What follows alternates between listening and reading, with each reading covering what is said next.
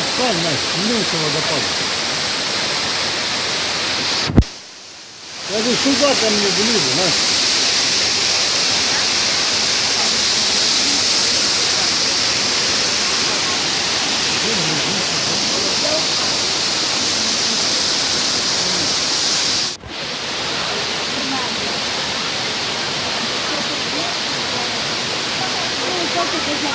Как можно?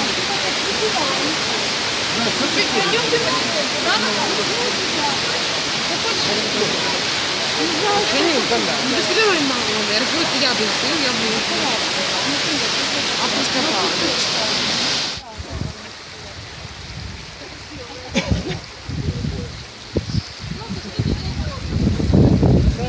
Ну-ка, идите.